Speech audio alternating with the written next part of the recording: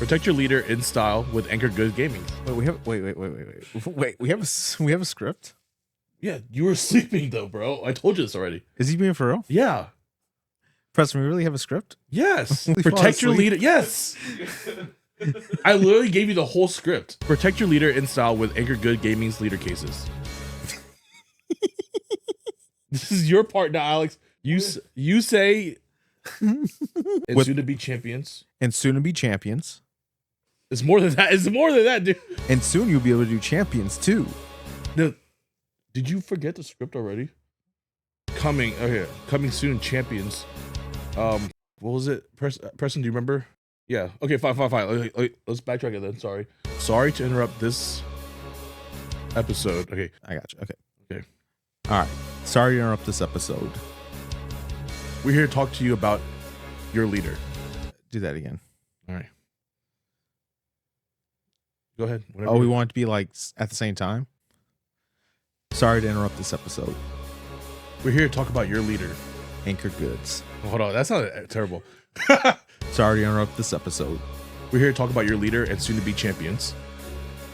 What did I say after this? Are we just winging this? Was that the plan this whole time? From our sponsor, ANGKOR GOODS Gaming. Yes, ANGKOR GOODS Gaming. ANGKOR GOODS. Is it ANGKOR GOODS Gaming? And then I'll say something like protect your leader in style with ANGKOR GOODS, what was it?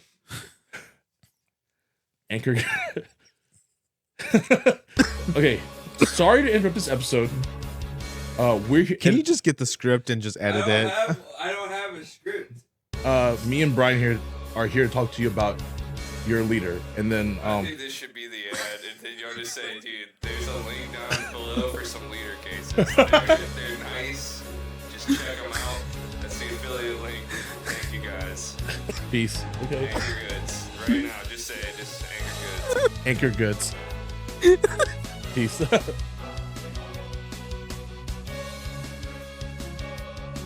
Yo, what's going on, everybody? It's your boy Northside Plow with Pop.1 Podcast. Here, my boy Alexander Valido. Welcome back. My boy Brian Ha. Hello. Our last episode for the year, guys. For 2025. 2025 has been something very special to us. A lot of progression, a lot of work.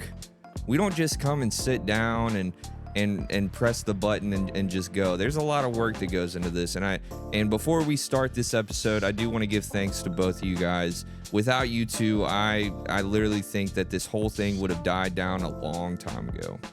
And you guys have just made it something special to me. And you guys are special to me, and I really appreciate every second that we have with each other.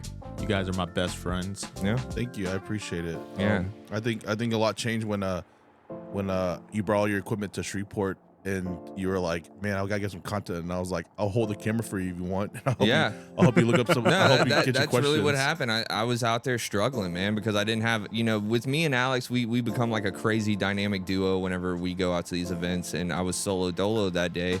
And my boy Brian Haas said he's going to help me, and that sparked everything with having you here. So I think you were so used to like people always asking for shit, yeah, and that like when someone offered to help you, you're kind of like, what the heck? yeah. That's essentially, yeah. And we've talked about that a lot in this podcast. We talked about a lot of things that have just gone on with us, and this being the first year that we've actually done the podcast, so we've been so consistent every single day working on the podcast.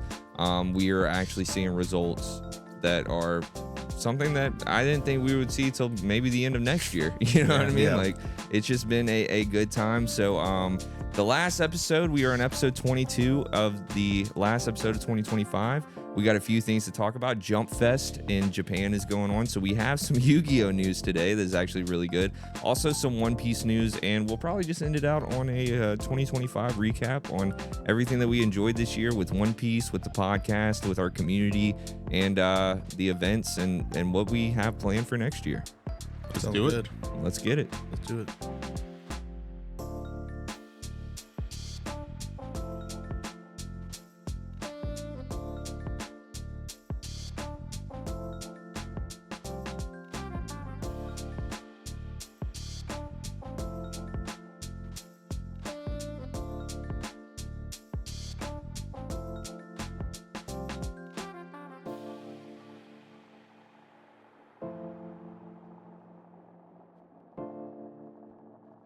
All right, this is one that I'm gonna have to have notes for, boys, because we got a lot of news. A Christmas present for our last episode.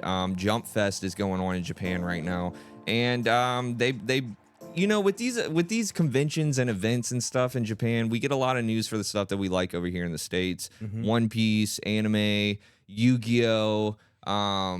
You know, sometimes we'll get some stuff like Dragon Ball Z, Digimon, Gundam, and stuff. But this year, it was really, really heavy on the Yu-Gi-Oh. Yeah. And Yu-Gi-Oh, you guys know that if you're a previous listener, that we have come from Yu-Gi-Oh, and we all essentially dropped the game all the way. I mean, much. I've gotten rid of all of my bulk. I have a few, you know, memorabilia from our runs in Yu-Gi-Oh. I still have my deck and stuff like that, but as a whole, for the past like 2 going on 3 years, I have been completely out of the game, and it shows now because I'm trying to do research on all this new stuff that got announced, and I'm just like, man, I have like forgotten all of this stuff, man. Like, and I'm not gonna say anything yet, but it's kind of sparked a little something back into my soul with a game that I used to love so much.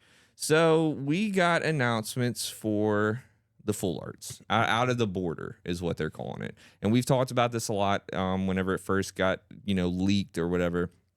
And essentially, they have kind of just thrown it all at us at one time, and it looks good. Oh, I think it looks amazing even. Yeah, it looks good. Now, the community is still 50-50 on it. I'm seeing a lot of, yes, this is what we need. This is awesome. And I'm seeing a lot of, this is garbage, which is, you guys know me and Yu-Gi-Oh! I have a sour taste when I even say the word sometimes, but they love to complain, man. And this is definitely something that a lot of them are complaining about. But let's just kind of go into it. So, Alex, have you really like looked into this at all? I looked into it a good bit, and a lot of what you said stands true. There's potential for this to go really well. We can look back at history. When we looked at Genesis, if you remember, we thought it would be a fantastic thing. And what has it become? We went, a month without any news. They just did a points update. There's really no hype around it. There hasn't been a whole lot of coverage at YCS events, right? So we're back at square one with Yu-Gi-Oh! Again. We talked about the Holden's Call, 6 months ago, where they're talking about Yu-Gi-Oh! Reboot. This can either be a fantastic thing, but they can also fumble the bag. Yeah. Which is something they do a lot. They're known for cash grabs. Yeah. Co-money.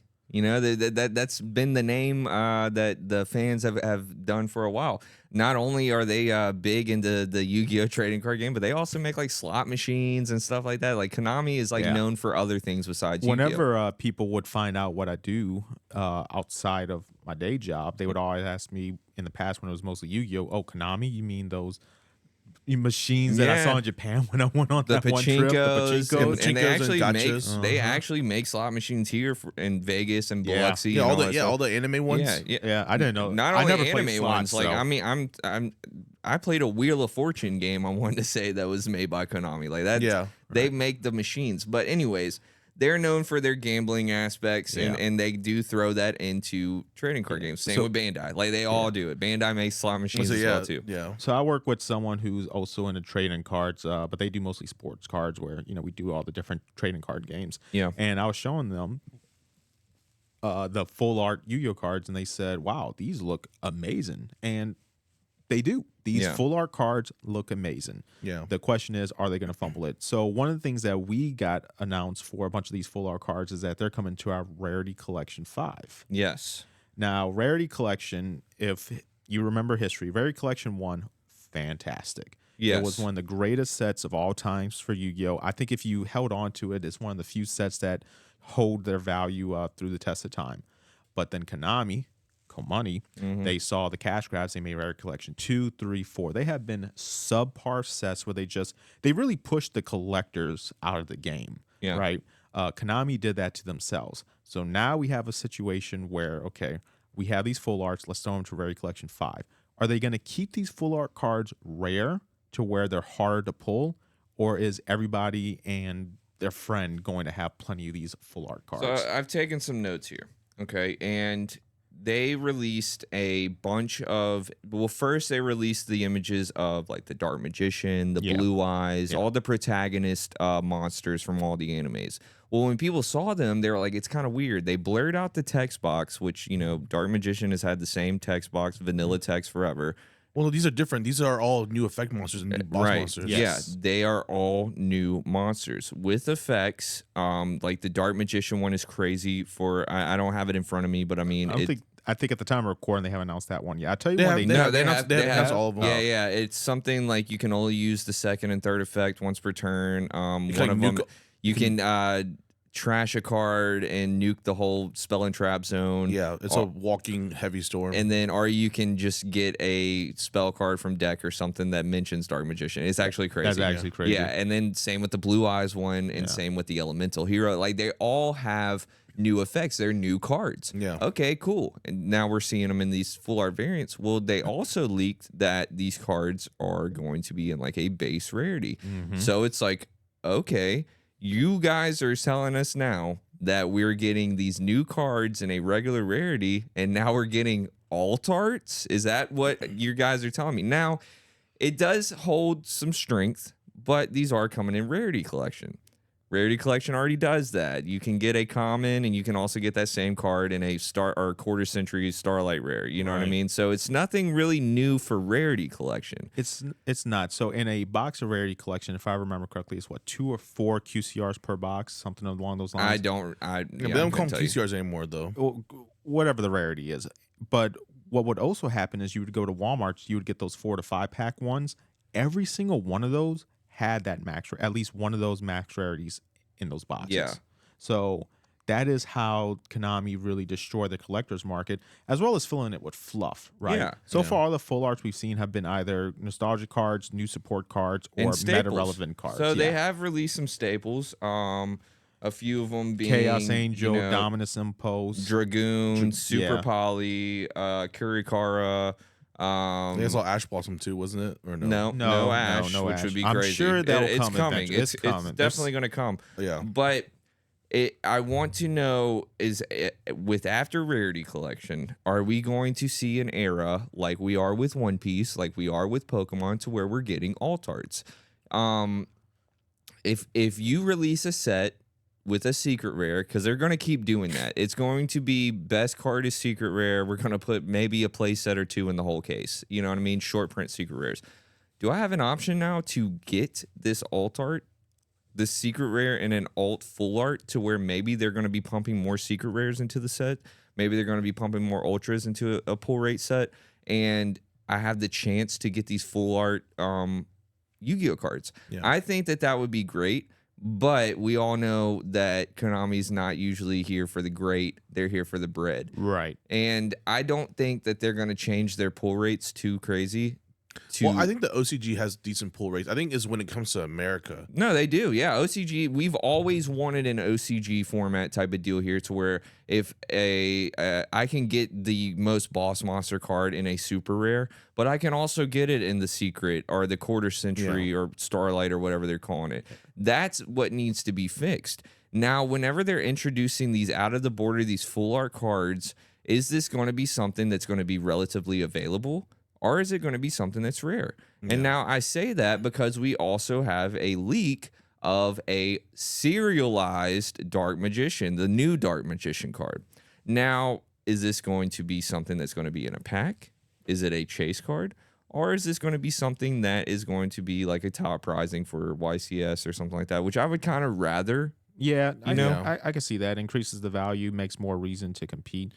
And it could also be something along the lines like the Platinum Blue Eyes and the Dark Magician that they did, where they said that there would be 1,000 originally, and everyone and their mother had to sign up for it and get lucky to go ahead and get that for $1,000. And then the question becomes, they have these serialized 1 of 100, whatever the number is. Yeah. Are they going to do what they did for the Platinum cards, where original releases 1,000? You mean like sell them? Yeah, like by themselves? Sell them by themselves. I doubt they'll do that with a serial card. You know, I mean, because then that right there just goes into, bots on the internet and everything like that. It'll just be that would be the worst, absolute worst move that they could do. But what they did with the platinums was they said original release 1,000 copies of these platinum cards, and it ended up being like 1,000 per region, making 3,000 total. Something like that. Yeah, and wasn't it like a? Are we talking about the same thing like with the briefcase? No. It's like the encased card. Oh yeah. Were they metal or something? Yeah, they were like a metal. They were metal cards, but the point is that they said there would only be 1,000, and they made it seem they used legal language to where. And now that it you was say more that, than I 1,000. am seeing a lot of people in the comments of this with the serialized one saying like, yeah, they're only making 100 for now. You know, like the little Homer Simpson meme with Bart. It's like only for now, you know, and it's just it's like kind of like what they did before, where they said they're not going to remake the Starlight or quarter century rares for these cards, right? Yeah, and they didn't. But what they did was they made the old charts, and they made the quarter century or the Starlight rares for that. So it's something that we got to pay attention to.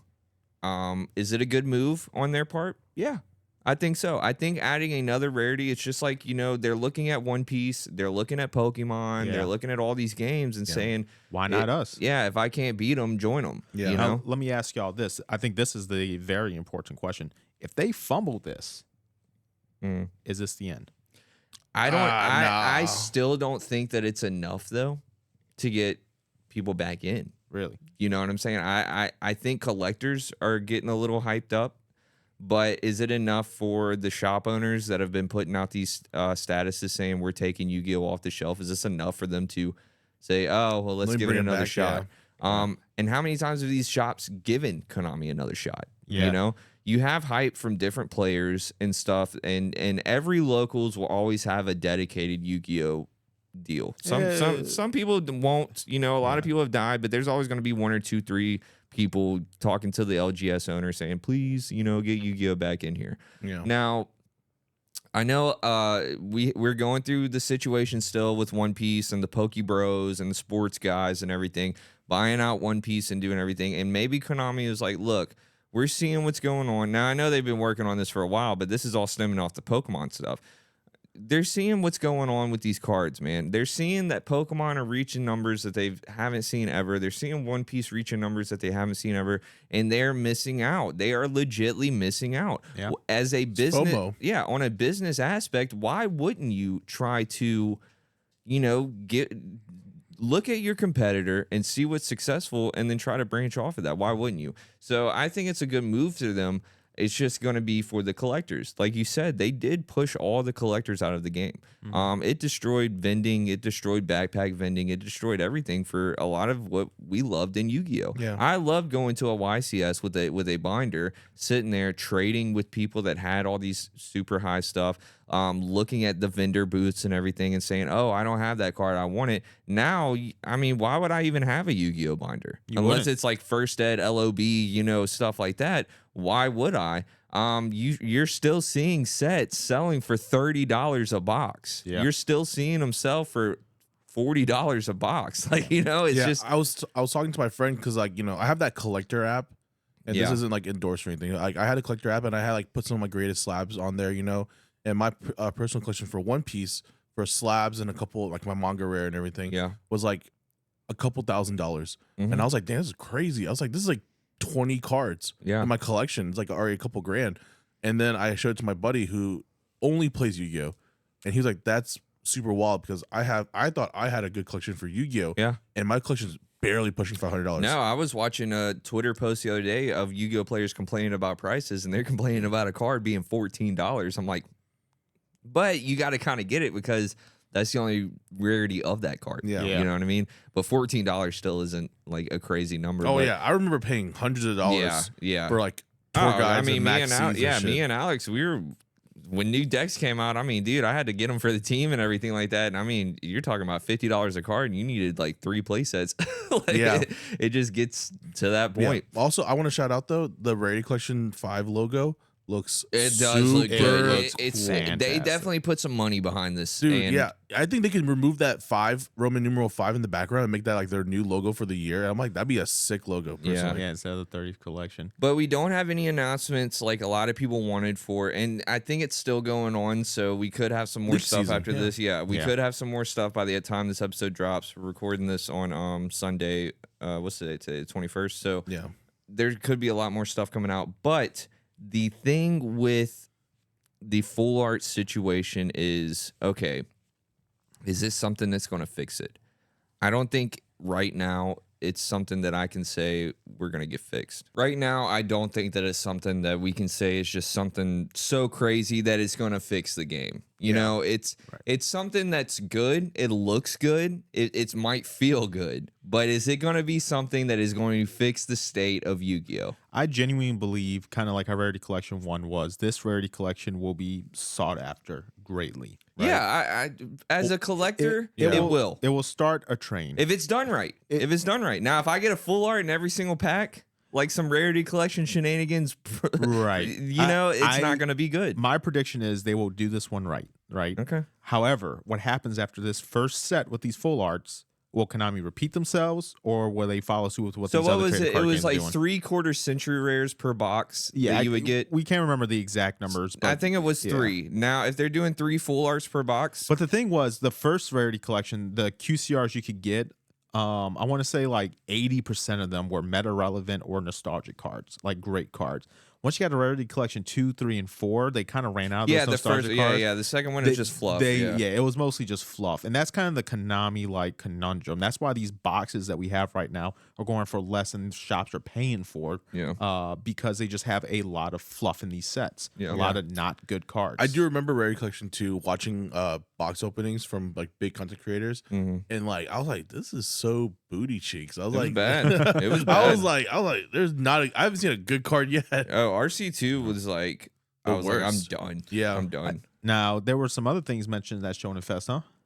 Well, there was a few things. Before we got one more Yu-Gi-Oh thing, and I think it's relevant-ish because we did kind of talk about it last episode, and that was our boy Devin going and playing OCG out in Korea, and we were talking about Max C. And OCG just got a ban list. Today? Today, and, man, Max C to 1. That wasn't the only thing that kind of caught me off guard. They semi-limited Ash Blossom. Yeah, Ash and Judgment. Actually, a few other cards. Solemn Judgment's at 2, which is cool, and Call by the Grave is to 1. So I think that's good. But the thing about it, you don't have a lot of OCG just complaining about their game. Like they've actually been enjoying Yu-Gi-Oh, and like you've said in previous episodes, it's huge out in Japan. Like Yu-Gi-Oh is big out there. Yeah. I think it would be bigger here if they followed the low rarity, high rarity format. And if we had just a worldwide ban list. Yes, I mean, that's just it. Too. Worldwide ban list. Give us all rarities of every single card. Let me have a chase. It'll please the collectors. It'll please the players, and everybody will be happy. Yu-Gi-Oh will thrive again. That's the answer. I told you guys 100 times. Bring me into the back room and let me just have a meeting with you guys. I'll give you the formula, and we can make Yu-Gi-Oh great again. Yeah, it'll make Yu-Gi-Oh good again. Okay. No, it will make Yu-Gi-Oh amazing, fun to play again. Okay. Sure. All right, but yes, there were some more announcements at Jump Fest. Alex doesn't like it, but I'm super hyped for the new Chainsaw Man announcement because for the next story season. Sucks. He says it sucks. He literally watched season 1, and like I'm a day 1 reader of Chainsaw Man. Literally all Chainsaw Man season. And you know what? You're right. Maybe there is more to it, but all a lot more. Season 1 Chainsaw Man is my dude just has to goon 24/7 and then kill people. Like, I mean, imagine watching season 1 of like One Piece or Naruto, and you're just like, at least season, it kind of was, but like, you know, I mean, sure, but at least season 1 of One Piece had Luffy help me moment, walk to Arlong Park, like that was pretty tight. East Blue Saga, the entire East Blue Saga at least ended on. I think if you give it a chance, you'll learn to love Denji, because I will tell you that if you look at anime now and you look at our box office here in America, anime is like destroying every movie that we used to be movie land here. Like, you know what I mean? Like Hollywood blockbusters were the hit. Nah, dude, you got all types of stuff going on with that. But yeah, I like Chainsaw Man, so I'm excited for it. Yeah. But there is some One Piece announcements. Yes. And a lot for one, about as much as Yu-Gi-Oh! We got as much One Piece. And I'm super excited because I am a fan of something called the Ichiban Kuji. If you guys don't know what the Ichiban Kuji is, what it is, it's essentially like a lottery system type of thing. You go into like a 7-Eleven or like a convenience store and you can buy a ticket. And when you open the ticket, it has a letter on it. And from A to like, you know, Z, let's just say Z, they usually don't go that far. There are prizings attached to the letters, A being the best, Z being the worst. Yeah, and then like whoever buys the last one usually gets like another. And there's a last prize. Last prize. And so One Piece card game is doing an Ichiban Kuji. And the best prize is actually the Oda Luffy from OP.5, the original artwork. Yeah, they did a figure of it. It looks so good. Oh, man. it looks amazing. I'm sure we'll put like a picture of it for our shorts and stuff like that. But man, it looks so good. And not only that, we had a few deck boxes. I'm really excited about the manga Sabo and Ace sleeves. Yeah. That I don't know why, but like I looked at that and I was like, it looked really cool to me. I was like, I really want this. I might ask my friend to pick some up. Well, my main excitement was the little counter devices that they're putting. So like it's actual official One Piece card game that says like plus 1,000 or like, you know, it's like for a little cost and chip, everything. Yeah. So you don't have to use dice and everything. It's a cool little counter that says, oh, my character has plus 1,000. I'll put my counter there. And it's official One Piece merchandise. And I love playing with official stuff with my card game. And then they have acrylic stands for the some alt art leaders. Yeah. And they look really nice too. I was like, man, I kind of want this. So I think that's really cool. I think Ichiban Kuji has done some stuff for like Yu-Gi-Oh! And like other card games and stuff. But other IPs, Yeah, I'm excited to see one for the One Piece. Not just One Piece. They've done a lot of One Piece, but the actual card game. It's really cool. And we have we have a letter from Oda Sensei himself, man. Like he has come out and gave Jump Fest a couple announcements. I don't have the whole letter in front of me, but I did write down a lot of quotes from him. These are actual words from him. So, and all of this that I'm saying really, you know, impacts the card game a lot because obviously our card game comes from an IP that is very popular in other forms of media. So, the remake anime. Now, wasn't EB2 based around that remake? It was. Okay. We don't have pretty much any news on the remake. They revealed like those stills, and that's been about it. Yes, and they're just saying it's in progress, you know, but they are saying that the anime is made for a worldwide release or not release audience. So they are working on it heavily, and we kind of got a little preview of that because season 2 is coming out March 10th of 2026, and we got a new trailer or teaser with Tony Chopper, and they showed all of the voice actors from all around the world. Talking for the live action, right? Yes, for the live action of all around the world. So they're really getting it to where we want the whole planet to be in on this IP. Yeah. I think that they should milk One Piece to the moon, dude, because it's going to be gone one day. Just give us everything. Just keep going. Don't stop. Keep going. We need new movies. We need new toys. We need new cards. We need everything. Yeah. Because I'm not going to be mad. It's kind of like the Evangelion theory in Japan. You can live off of nothing in Japan but Evangelion merchandise. Like, you know what I mean? Windex, shoes, like everything. Everything in Japan has a Evangelion version. I want that with One Piece. I want everything. I want a One Piece house. Like, you know what I mean? Like, I just want it. So I think that they should keep going with that. And so the anime is in progress. Season 2, March 10th, and they're already filming for season 3. So great news. So here's some quotes from Oda. We did get talks of a new anime movie. Now, our last movie was Film Red, the Uta movie. And he says it's not going particularly well. That was his quote about it. He can't talk much about it. It's not going well, but we are in the works, it looks like, for a new animated movie. That's cool. Is it going to be a canonized movie, or is it going to be just like a side story type of thing? How many movies are canon? Just like Uta barely. It's barely. Yeah, Uta's not like all the way canon, but like they're kind of trying to make it canon. Only because like they revealed Gear 5. That was like the first. They revealed Gear 5, and they talked about Uta in the anime. I want to say maybe in the manga too. I don't know. They did. Yeah, they talked about Shank's daughter, but like literally that's like it. Like that's like all the extent of like film res canonical sense of it. But the other movies almost have like none. At all. It's like the Shocky movie. Oh yeah, the Shocky movie. Yeah. Yeah, but whatever. Yeah, you know what I mean? Like, literally whatever. Yeah, it's whatever. And also a lot of stuff about the manga. Now we're not gonna try to get too spoiler in this episode, but the manga has been going through a certain flashback for the past 6 months. You know, almost a year. Yeah, it's been a long time. There's been a flashback of a very impactful time in the story. And it came to an end essentially last week, I guess. I think we might have another chapter on it, just the end of it. I think we're gonna have a follow up. Yeah. So these are quotes from him. Will we get into the island that only the previous king reached? So we're talking about Laugh-Tale here. Are we going to see? Are we already gonna put Elbaf on the back burner and head on down to Laugh-Tale? I don't think so. I think this is just like a foreshadowing, just him talking. You know what I'm saying? I think Elbaf still has legs because especially since like the flashback has been happening for well over half a year at this point. They haven't even like moved on past what happened in Elbaf. Right. I mean, we don't know anything, you know. But they have said some things like the man with the burn scar will appear. A lot of people might not know what that is. A lot of people think that it's somebody we already know, but now this is kind of saying, oh, we don't know who this person is. So it's not Dragon, it's not Sabo, it's not any of these people. So who is it? That's exciting. Another pair of characters will come face to face. If you read in the manga, that's crazy news. We don't know who it is, but many characters have not met each other so yet. much. And then now this is another one. So we're talking about Elbaf on how we're already going to Laugh-Tale, blah blah blah, and you're like, no, we still have legs on Elbaf. But this next quote, it says, next year will be the year of encounters, and the story will be moving at a breakneck speed.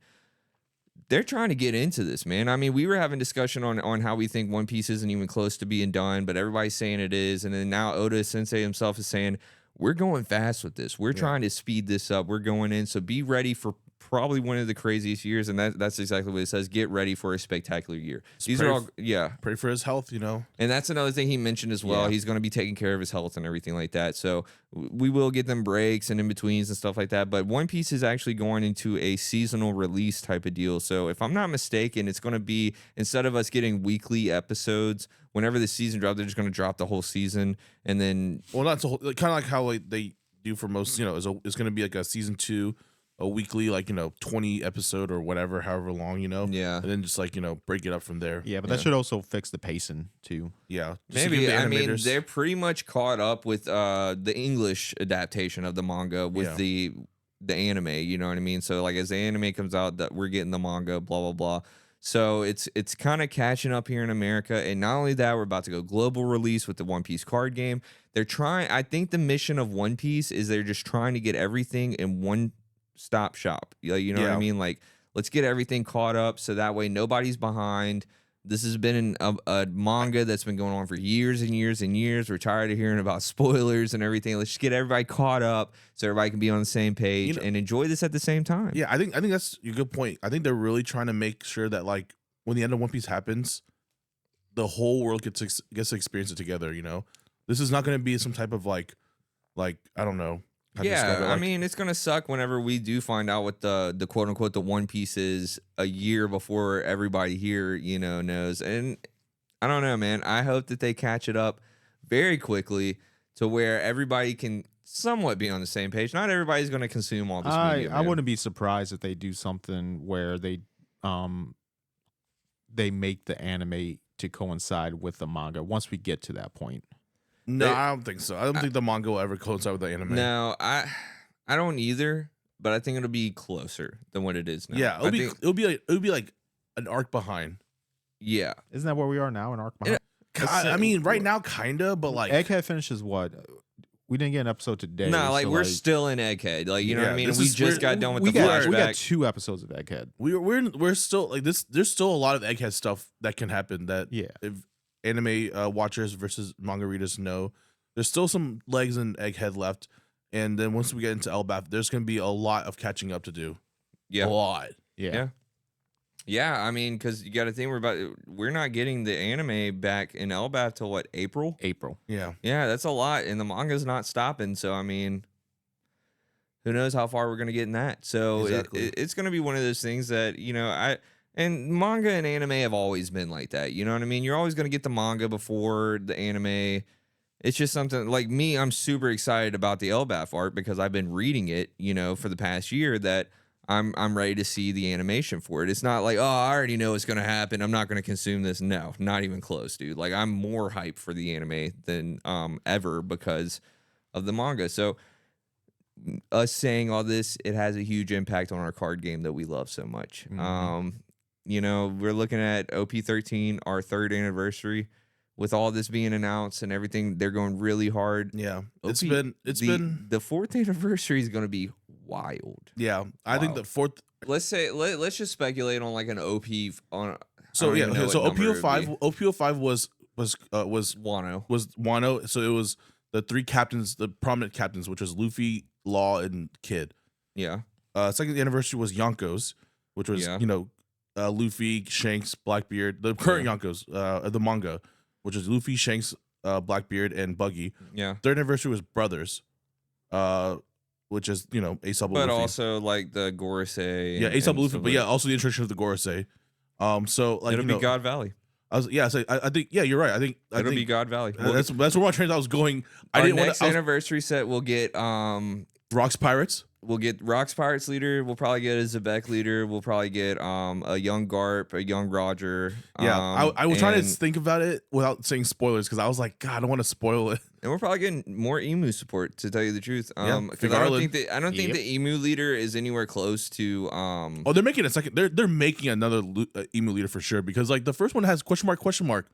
Yeah. Once they reveal Emu, they're gonna give it like a special like an attribute. Yeah, but I still don't think that we will get a lot of Emu lore. Oh no, until like the end of next year. We're not getting lore until like this Emu's another Emu leader's not coming out until like next year. Not next year. Like I don't think we'll get more lore on what Emu is, who Emu is, or anything until probably the end of next year. Yeah. So they are. Yeah. I don't see that going to the card game. I do see like a Fingerling Garland card coming out that'll be great. Yeah, a little mini support for them. And then there's other characters like Gunko and stuff like that, and you guys don't know who I'm talking about, but like there's other characters that Emu has next to to them. Oh yeah, they can definitely make like a Holy Knights theme leader. Yeah, and some of those Holy Knights will probably be leaders as well. You know what I'm saying? Yeah, so I'm calling it now. PRB3, the best. Yeah, is going to be like how like in PRB1 it was like all like Reiju cards. Yeah. PRB3 is going to be literally, they're going to reprint the heck out of all the Gorosei cards. Oh, yeah. And they're probably going to give them like Oda alt arts, like how we had the Gege arts for OP13. They're probably going to do like Oda alternate arts for all the Gorosei for this one. That's my personal prediction. I need manga event cards, man. Oh, so bad. Never exists as getting an alt art manga, and you freaking know it. I hope that they make the card all like how the mangas for the events are like all white with like a color it's like a make chromatic. it all black and make the outline all red. White or red. White and red. Yeah, it'd be sick. Oh my god. Imagine a full art empty throne stage. Yes, dude, I'm telling you, like, PRB, I feel bad because like I deep in my soul, like I'm not even time traveling. I just know this is what Bandai's cooking up for PRB3, and everybody's like already talking about PRB3 because of the scalping issue going on and everything like that. They're like, oh, PRB3, and I'm just telling these people, I'm like, guys, don't hold your breath. Like that is a long time. We just got PRB2, like just got it, bro. Like we got at least another like 9 months before we even hear anything about it. Like, so don't hold your breath. They usually announce it. Okay, so I guess with global releases might change the pacing. And that's another thing too. So we don't know how the pacing of all this is going to go next year. Yeah, because like usually Japan gets PRB, their PRB set in like September. Yeah, and we get it like 3 months later around November-ish time, like October, November. So like they usually do reveals in the summertime. That's when they first revealed some of the PRB cards, was during the summer of this year, I mean. And then so with the new pacing of the global release, we probably will get like, we might start be seeing a fall, like, a fall release for PRB3 again, like how we did in the West.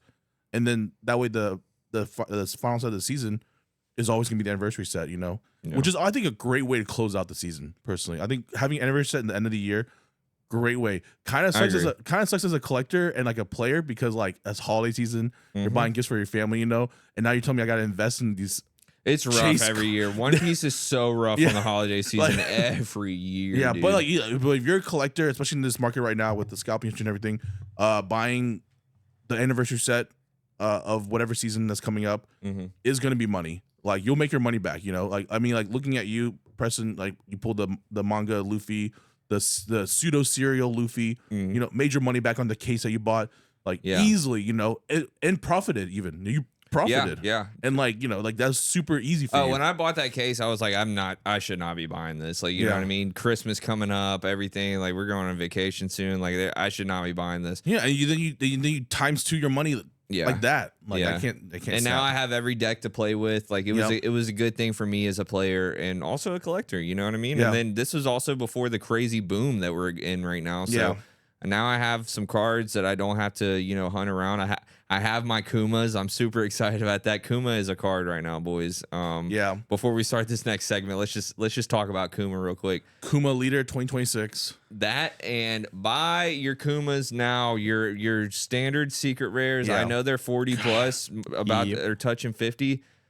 I have my alt arts already, and I'm not selling them or anything, but bro, they're like 150 right now, dude. Yeah, that's like crazy. I picked them up for like 50 a piece whenever they came out. One. Not an alt art. You gave me a regular one, but I traded that one for an alt art and another card. Yeah, because for a minute there, the Kuma alt art and the regular art were the same price. Which is I mean, crazy. they're like a $20 difference. But see, usually. I saw the potential of that card because I'm a yellow player. You know what I mean? I will always, even though I'm not playing yellow, I'm actually playing black right now, which still blows my mind because I've hated playing black decks like the whole time. But being a yellow player till I die, I'm always going to look at the yellow stocks all the time, dude. Yeah, and yellow has from the reveals that we had so far, yellow has some stocks coming. Not to mention the 5-drop Borsalino blocker and on KO just heal. Yeah, and then so we play Quasar now in Enel. I'm saying we when I say we, I'm talking about us Enel players. Stand up, rise up, boys. You know what's going on. Boo.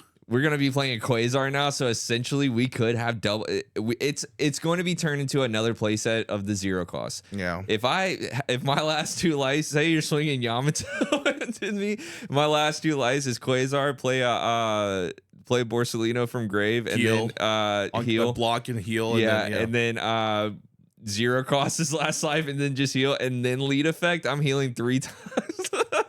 Yeah, it's just impossible. It's gonna be crazy. And Enel, a lot of people don't remember Enel is not a block 1 leader. We're still alive, two. baby. You'll get a manga. So what sucks though is like beige is block 1. Yeah, that sucks, man. But I mean, some good things have to end. Beige can't take it away from me, man. Yeah, such a good card. You can take it away. There's plenty of other. Give me Kingdom triggers. Come. There's plenty of other triggers. Till I die, I'm gonna say Kingdom Come. It can come back. There's no absolute reason in this world that it shouldn't come back. And now it might in the rotation. They might just unban everything. Enel needs to come back as a leader. There's no reason that people should hate the leader so bad whenever we have things now that are just out of this world that have completely changed the game. Yeah, I think that Enel should just come back, and that's my take on it. But we can go off into another segment now because we're just kind of rambling now. Let's go off into another segment, and we will talk about what we're going to talk about. We got an email. Oh, okay. Yeah, we'll talk about an email from one of our viewers. See ya in a minute. All right, I'm sorry to interrupt the show, but we have to talk to you about your leader. Protect your leader in style with the original leader loader from ANGKOR Goods. Yes, ANGKOR Goods. The ultimate protection for your leader in the One Piece card game. It's sized to fit snug, it's tournament legal, and it's sized to fit perfectly in your deck box. Every kit comes with a leader case that features a design from one of your favorite characters. It comes with a microfiber cloth that cleans your glass, and it also comes with a perfect sleeve to fit over your leader card to fit perfectly into the leader case. So make sure you click the link down below to get a leader case designed by players for players. And huge thank you to ANGKOR Goods for sponsoring Pop.1 Podcast. Let's get back to the episode. All right, Alex. We got an email. We got an email. We got it from a user who wants to remain anonymous, but here's the email. So years ago, we were in a down season for Yu-Gi-Oh! No upcoming events, impending lists, new set, etc. One of my good friends who had quit Yu-Gi-Oh! Years prior convinced us to play Pokemon with him. It was about 3 to 4 of us, and we joined in for a month or two. Our friend had told us the reason he quit Yu-Gi-Oh! Was because the community was so scummy. Players would cheat, they would steal your stuff at events, and they would rip you off in trades. So we played at locals, we picked up the best decks at the time, and we genuinely had fun. This all leads up to one of the store championship events in a city about an hour or so away. Our friend had mentioned how he was good friends with the owner. He talked about how kind and friendly the community was over there, and he couldn't wait for us to meet them. So the day comes, we drive up to the event. We get there, and everyone is nice for the most part. We're looking at the case and notice the prices were over market for singles. Being Yu-Gi-Oh! Players, we check the price of cards pretty regularly. Mind you, this was in the eBay days, before things like Troll and Toad and TCG Player, and none of us had a smartphone. But no biggie, we brushed it off. We know some shops upcharge for events. Next up, we had a friend picking up singles to collect from one of the players. And after he paid for the cards, come to find out the guy was upcharging him for worthless cards. The guy even admitted to it and laughed about it. Fair point. Our friend should have checked the prices of what he was buying. Finally, the tournament begins. I don't remember records, but none of us topped. I think one member of the group was close, but lost the last round. But during the final round, our friend who got us all into playing Pokemon caught one of his friends from the shop blatantly cheating, swapping out cards in his hand with ones he hid under the table. Our friend was so upset, he even confronted him about it. Shortly after that, the competitive season picked up for Yu-Gi-Oh! And we all jumped right back into it. Our other friend was really hurt by what happened. He dropped Pokemon. He did play a little Yu-Gi-Oh! With us again locally, but ultimately switched to Magic. More of the story, there are bad actors in every community. It doesn't mean the whole group is bad, and we shouldn't negatively generalize whole communities. Yeah, I mean, look, we've been around. You know what I mean? We've been around not only in our shops, but many, many different shops, many Across different the events. world. Yeah, all across the world. And yeah, you know, in every card game that I've been a part of, there are some POS people. Oh, well, you know what I mean? It's one of those things that it's just like, be prepared. Be prepared to be around that. I've had experiences in Yu-Gi-Oh, which is I still to this day. Now, the one card game like I haven't had out of like the big four now, you know, there's four now. Out of the big four now would be Magic. I don't have much experience with those types of players. Haven't really, you know, except for the ones that have come to One Piece. And they're actually really good people. The ones that have come to One Piece, like sitting there talking to him and stuff. We have a new guy that's been playing Magic since like the 90s, he told me. And he's starting to play One Piece, and he's been showing up to locals. He's played about maybe 7 or 8 locals now. Yeah. And he's, you know, a good guy, you know? Yeah. I just think that every card game, I think just hobbies in general, it doesn't matter what it is. You're just going to have bad things that happen in it. And the unfortunate reality is we live in a day and age where news tends to, you know, hyper evaluate the negativity in these situations. A lot of times they blow it out of proportion. Yeah, these situations suck. But well, that's the internet too. That's the internet too. But people really like to hear about the negative stories. Do y'all have any experiences with toxic people playing in card games? I actually have 2 because I've been both on the receiving end and I have been the receiver or the person that is toxic. So, yeah, I know, I know. And like the crazy part is like I don't even think I was being that toxic. I was just asking people to play by the rules, and they took it way too seriously. And I was like, dude, I just want to play by the rules. Yeah, I'm not asking you to change anything. I'm not trying to ask you to change your lifestyle. I just want to play by the rules. But anyways, my story is Pokemon related too, actually. So when I first was trying to get into Pokemon, before I met Preston, I was really trying to get into Pokemon. Like I really was trying to get into Pokemon. I thought it was gonna be my game. I love Pokemon IP as a general. I played Pokemon all my life. So I was trying to play Pokemon, went to my first locals, sat down round 1, told my opponent, I'm like, hey, this is my first time playing Pokemon. I've only ever played with my friends. Like they taught me the game, like, you know, a little bit. I've never played the TCG in a competitive sense ever in my entire life. So, you know, if I do anything wrong, let me know. I would appreciate it. They're like, okay, that's fine. And at the time I was playing Charizard Pidgeot.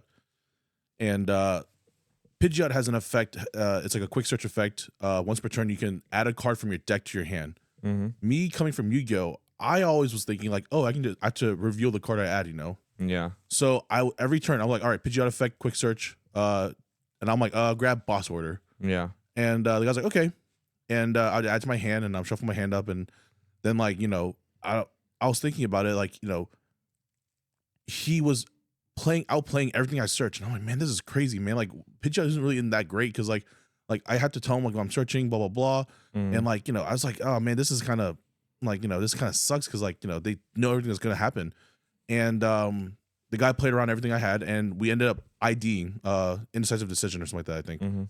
And the guy was happy about it. I was like, oh, that sucks, And my friend came up to me, he's like, hey Brian, just want to ask you something. I'm like, yeah, what's up? He's like, why were you showing your opponent your search for Pidgeot? And I was like, do I not have to? And he was like, no, because Pidgeot just says add a card. The game state already knows that you're adding a card from your deck. You're not going to like your binder taking a card. Right. You're adding it from your deck, so you don't have to show your opponent what you're grabbing. I'm like, oh, what? I don't have to show my opponent? And I look at my opponent, I'm like, what? You never told me that. And he just like shrugged it off. Now this was for locals? Yeah, this is for locals. This is my first locals ever. Yeah, that's kind of weird for it being a locals. I thought this was actually something bigger than that. No, this is just I had a situation last night where we had a guy that just started playing One Piece, and it's local, so I'm like, okay, I'll run you through it. He didn't know what Emu did or anything like that. He was playing Zoro and stuff like that, and he was kind of like trying to learn the game, and like so. I was just helping him out, just like, hey, this is what you do. Oh, you don't have to do that, I was like, a better play would be to do this, do that, do this. But I wasn't teaching him how to beat me or anything like that. But I was just like, next time, why don't you think about doing this and stuff like that. And after the game, I told him about some cards he could add because he was just doing the Learn Together Zoro deck. So stuff like that. But yeah, your opponent not letting and just sitting there taking advantage of a new player, that's weird. Yeah, and that really bothered me because prior to this, all my friends that were playing were telling me how nice the Pokemon community is. They're like they're nicer than Yu-Gi-Oh. Like kind of like almost exactly like that verbatim for that email. Yeah.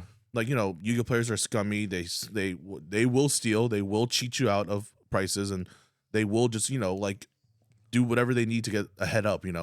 I was shocked that the Pokemon community for my first time ever playing did that to me, and I was like, dude, am I just that? Like, I was like, I can't be like, I'm not mean mugging them.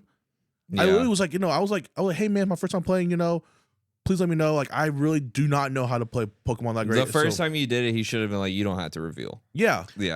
Just especially if it's a locals. I mean, I had the example with that with Leo. Shout out Leo. One of our, is that his name, Leo? Yeah. Shout out Leo. He's a Yu-Gi-Oh player coming to One Piece. He plays both of them, but we were playing mirror match in the Emu, and with the girl and the event, you gotta put them in graveyard anyway, so you kind of just reveal all three and then pick what you want and then put them in the grave. Well, on Saturn, he started like revealing his cards to me, and I was like, whoa, you don't have to show me all the cards that you drew off Saturn. You just have to reveal the one that you picked.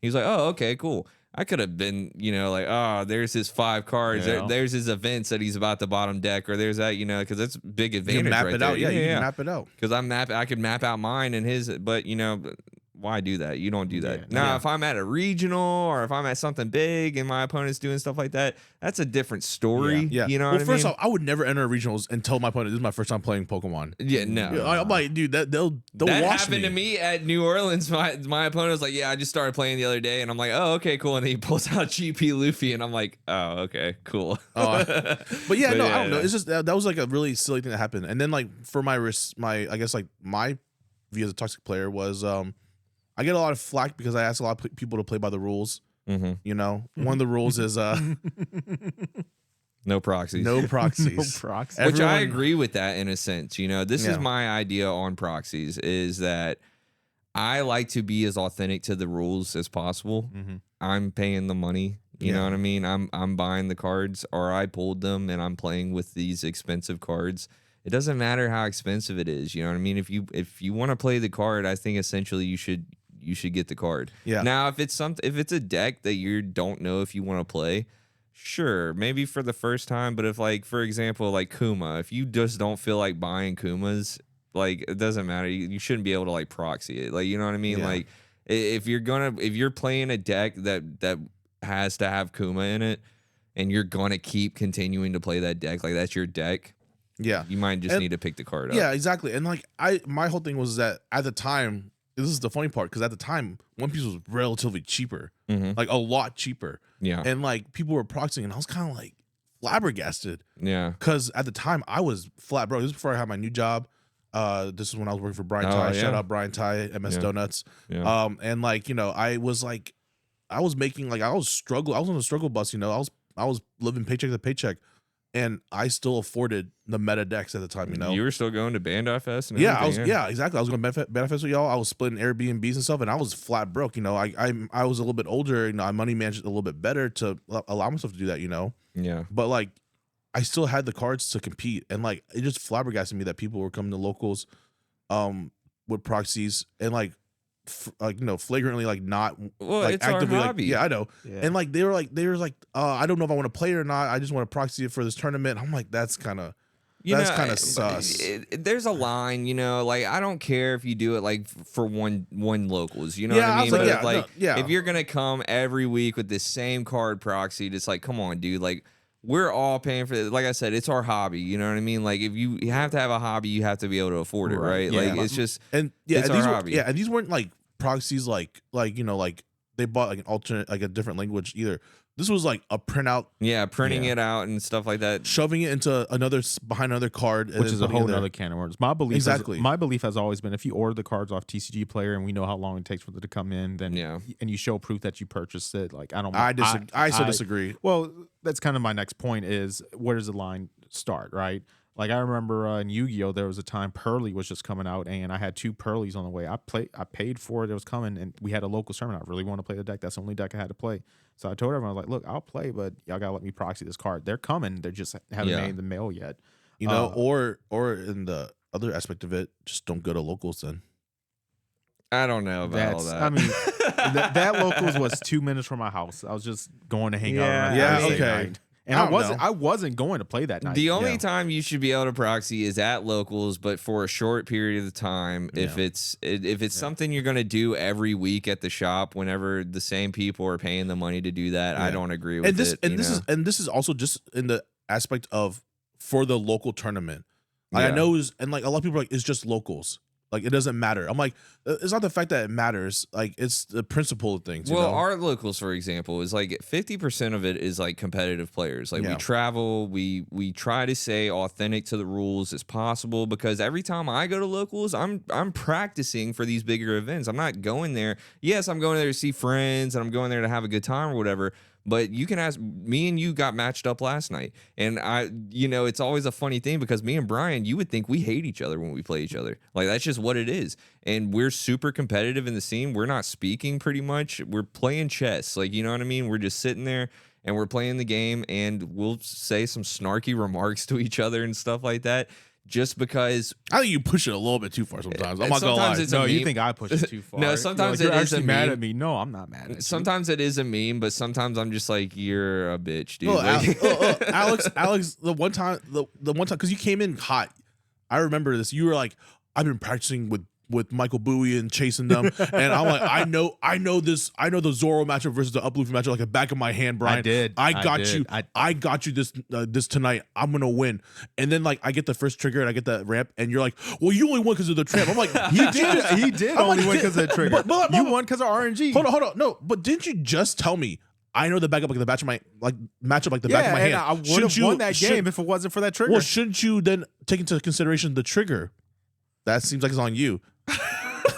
If you know like the back of your hand, like you stated, and then for the rest of the night, you were just so salty. You were like in the most sour mood. Like I was talking to Michael Murphy, and because I think you played him, and he was like, "Dude, Alex was really upset." I'm like, No, he never said that. I literally asked him, dude. I literally asked him. I'm like, dude, like, what's up with Alex? He's like, dude, he's just a little upset. Wasn't that the week before the store championship though? It was, I think it's either before New Orleans or something. I don't remember. Yeah, I feel like we're always getting in squabbles at locals. We're always getting in squabbles. But that goes back to it. We're just very competitive. We're extremely competitive at our thing. And we want to win. But there are times to take locals more seriously than others. For example, that was preparation for a bigger tournament. So I'm going to take it more serious at that point. No offense, but I beat you fair and square. I did.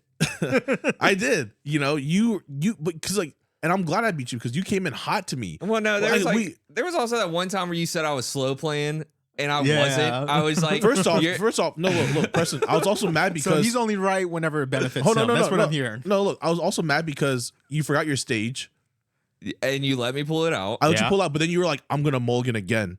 And so you got 3 mulligans, and then you let me though. Like that was the thing. Dude. I was actually memeing. I was memeing, and then you're like, whatever, and I was like, shit, all right, whatever. Yeah, but then you texted me. You're like, I'm taking advantage of your empathy, and I'm like, dude, I was like, this is like the whole situation again, like where I was just really upset about it. Like I hate it when people do that because like I feel like that's why I felt so offended when like people were getting mad at me because I was asking to play by the rules. Because I feel like I'm a very nice guy. You are. Dude. I let people take back things all the time. Nice guy. No, the thing about Brian Ha is he's a nice guy and he always means well. It's just people, I don't know, they just take it a different way. I never take it that way. I actually think that face. I think it's we're just tough skin. I think that's what it is. Like I can sit here and call you a name. And like you're just gonna laugh it off versus a lot of the other people at locals. I'm like, hey, stop acting like a bitch, and they'll take it so seriously. Like, I'm just like, oh, sorry, dude. Like I thought we were that cool. You know what I mean? And I understand where you're coming from. I do like if you know me in person, I'm like relatively tall. I'm not 6'3" or anything. I'm 5'11", and I've weighed 400 pounds. I'm a big dude. I have big broad shoulders. I've worked out my entire life. A little intimidation, maybe. Yeah, and I said in the podcast before, whenever I play, I'm locking in. So like I'm like just staring, and I'm like, yep. And like, that's just the competitiveness in me. And like, even when I was terrible at One Piece, even when I was playing Green Uta, Green Uta, I was locked in. I was like, yeah, I know exactly what I'm doing. Yeah. And like, cause like, that's just like, like who in their right mind is like locked in playing Green Uta like that? That goes back to when I played like competitive Yu-Gi-Oh! Too, like during like my like era before like Pop.1, before all this, like, our group was crazy competitive, and like I just feel like South Mississippi, like specifically South Mississippi, always has had like a super competitive mindset. Yeah, and I know people always like joke about Mississippi, like y'all can't read, y'all can't do this, that, the other, blah blah blah. But like down on the coast is a whole different. The coast, I know. The coast of Mississippi is completely different from the rest of Mississippi. Yeah, but I also think that the coast, where we are the reason that a lot of these communities have been able to come together. Yeah, just like the greater New Orleans area is a different place than the rest of Louisiana. Yeah, it's the same thing. And like, and I look at like I look at some of the players that have been produced out of Gulf Coast, like Cody, for example. He's a excellent One Piece player. He's doing really well in Riftbound right now. And like he's I'm not surprised if he goes and makes a name for himself. And he was also a prominent Magic player too back in the day. Yeah. And then like you look at guys like you guys, like Alex and Michael Murphy and Devin. I remember I was dogging Devin because like I told him like when he first came down here, I was addicted to him because I didn't know who he was, and like I was just like I was playing like the best I could afford at the time for Yu-Gi-Oh, and like he was playing Mermaid. I'm like, I'm about to wash this guy. Oh my god, like that was my mentality back in Yu-Gi-Oh days.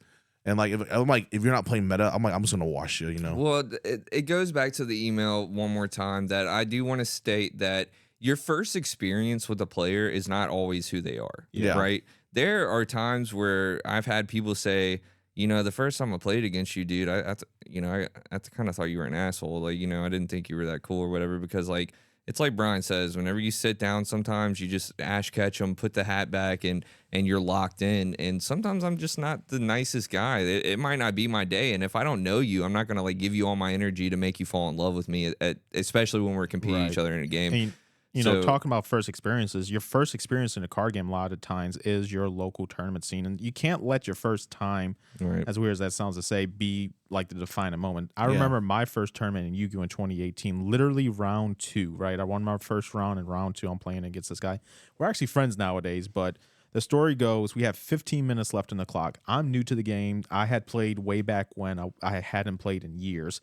And I didn't know what time was. There was a timer on the clock. I just thought it was up there. I had no idea what was going on. He kept looking at the clock, kept taking forever and ever and ever, and he was about to lose by deck out. Well, he spends 15 minutes just thinking, making his plays. I'm sitting there, I'm like, hurry up, but I'm not telling him to hurry up because of time or anything. He's taking advantage of this. So then my turn goes. I say pass. He has no cards left in his deck, and then he goes to draw, and he loses. So I say, I win. And he just sits there and he goes. I'm like, what do you mean no? You decked out. You lose in Yu-Gi-Oh! When you deck out. He's like, time. I'm like, what's time? Yeah. He's like, because the timer ran out. I'm up in life points. I win. It goes end of phase. And I'm there, and I'm just salty. I am completely just angry. Yeah. It ruined really my whole perception of the game, my perception of the community. So I started asking people, I'm like, what is this? What do you even call this? I didn't know what the term slow playing was at the time. So I eventually found out it's called slow playing. And eventually me and him actually become friends. I'm like, dude, the first time we played, you slow played me. And this dude will randomly to this day call me and say, you remember your first tournament where I slow played you and beat you? And he'll rub it in my face. But imagine if that was my first experience and I wasn't someone who played card games back in the day and I decided never to play again. Dude, you know what's really funny about that? I remember one time back in when I was playing Yu-Gi-Oh! I was playing it was the Dark Warrior deck that with Gokis that you boarded, you know? Yeah. I was playing at a case tournament at a shop in one of the shops on here, and round one I played against a guy who's brand new. I'm like, I don't know what convinced this guy to want to enter a case tournament for his first time for Yu-Gi-Oh! You know, paying that price, but you know, he played it and I U-boarded him. No, game one, I won that roll. I'm like, all right, I'm gonna do my U-board and like I'm like, go. And he was like playing Monarchs, like he was playing no extra deck Monarchs. And he just was like, what's going on? I'm like, well, you can't special summon. You have the Ibli. You can't link summon. You can't do anything, but you have no extra deck. Doesn't matter, you know, blah, blah, blah. I'm like, and then he was like, all right, tribute the guy, play this. I'm like, Trigate Wizard, negate it and destroy it. And he was like, what? And I was like, yeah, it just destroys it. And then he's like, whatever, that's fine, whatever. And then we go to game 2. And he's like, I'm going to go first. I'm like, that's fine. And then he goes first, does his like very mediocre combo. And then my turn, I was like, all right, just blow you out the water again. And he literally after that beat him, I don't think he dropped, but like he literally went around the tournament.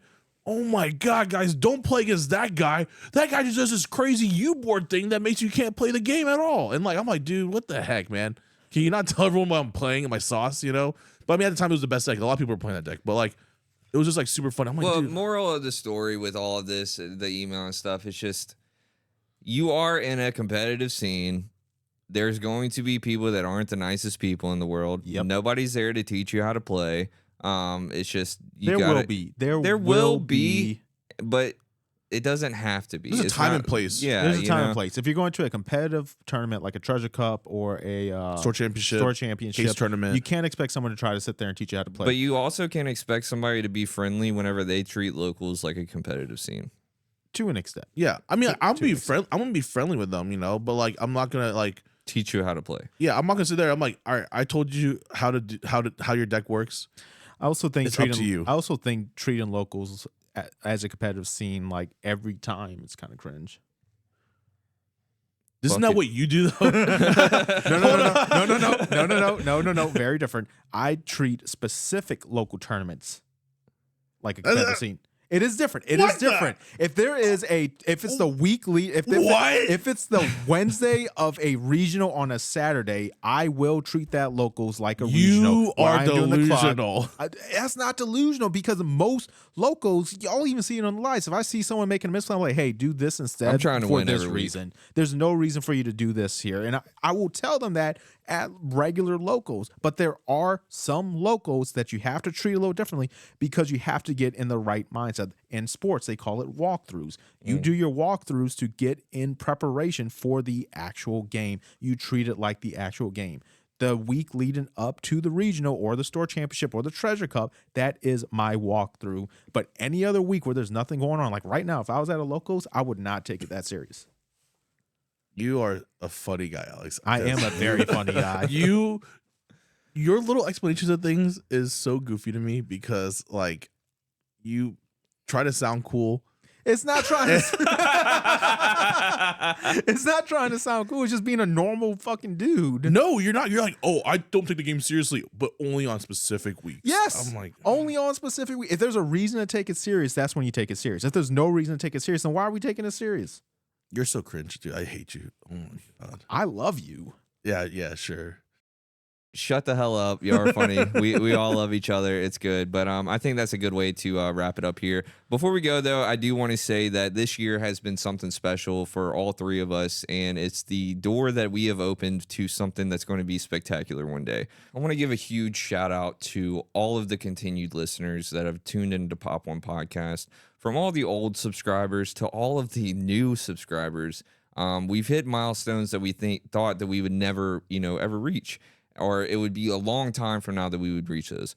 The Instagram popping off, the TikTok really popping off. Our YouTube channel has regained light and it is popping off again. And we have new people that are coming to listen to us that are becoming family to us as well, man. You guys are the backbone of what we actually do. It's a lot of work behind the scenes, and we're working on this constantly. I have this on my mind all day.